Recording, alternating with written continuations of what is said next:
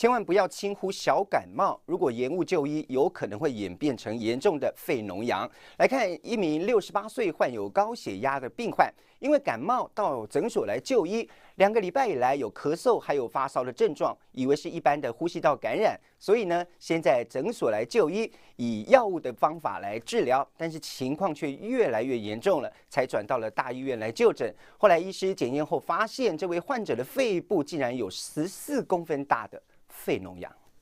一般人感冒大部分都是先到诊所找医师看诊，不过如果在就医的1-2个礼拜后，病情仍然没改善，咳嗽变得更严重，发烧也不退，就要怀疑是不是肺脓疡造成。感冒症状变严重是指说，不是只有单纯的一个发烧或者是咳嗽的症状，或者是全身不舒服的症状，一般的话是反复性的。那有去诊所，或者是甚至说有先服用一些成药，还是一样的症状，譬如发烧变严重，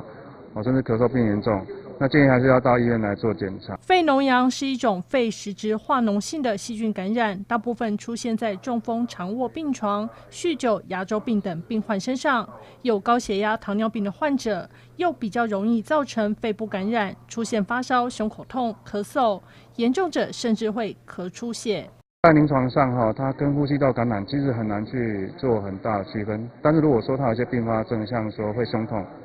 而且会造成呼吸困难，或者会有一些咳血，不是只有咳嗽，而且会有咳血的症状，